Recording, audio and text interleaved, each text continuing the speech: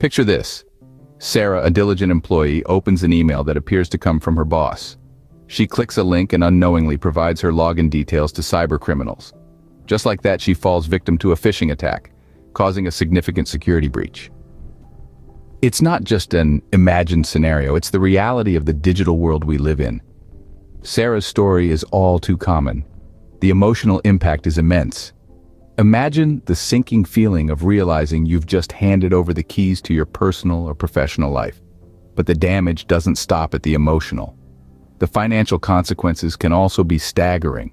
Phishing attacks cost businesses billions of dollars every year. They can destroy personal finances, ruin credit scores, and lead to identity theft. And it's not just about money. Phishing can also lead to a loss of trust, both in the digital systems we rely on and in ourselves. Phishing is not just a problem for the unsuspecting Sarahs of the world, it's a global issue that affects businesses and individuals alike.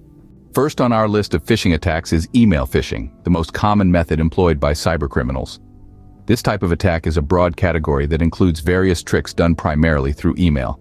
Attackers often impersonate well-known brands to gain the trust of victims. For example, you receive an email that appears to be from Microsoft. It has the logo, the email address looks legitimate, and there's a sense of urgency in the message. But it's not from Microsoft. It's from a cyber criminal trying to get you to click on a malicious link or download an infected file. The potential damage and cost of such attacks can be staggering. In fact, the FBI's Internet Crime Complaint Center reported losses exceeding $45 million due to phishing scams in 2022 alone. So be vigilant. Remember, if an email looks suspicious, it likely is. Now imagine a more targeted approach. That's where spear phishing and whaling come in. In the murky waters of cybercrime, these techniques are the predators lurking beneath the surface, ready to strike. Spear phishing is like a sniper, zeroing in on a specific individual. The attacker gathers personal information about the target, such as their name, job title, even specific details about their work role. The aim is to make the email look as convincing as possible. For example, someone receives an email that seems to be from a coworker, asking for some work-related information. It's easy to see how they could be tricked into responding. Whaling, on the other hand, is like hunting the big game.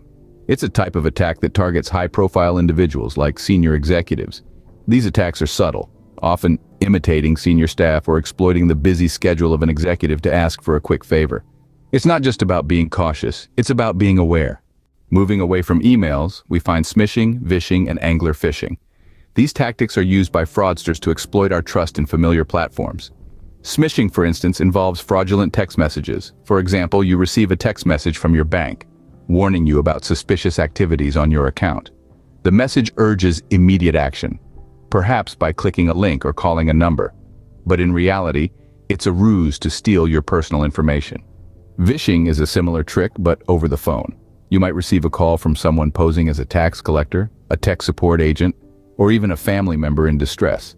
These imposters try to extract sensitive information from you, playing on fear and urgency. Then we have angler phishing.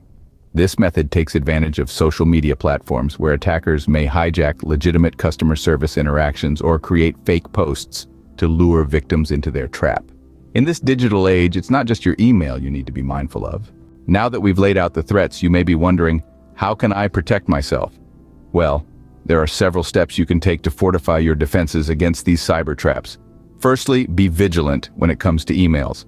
If something seems off, it probably is. Verify the sender's email address and be wary of any unsolicited attachments or links. Secondly, treat unexpected phone calls or messages with caution.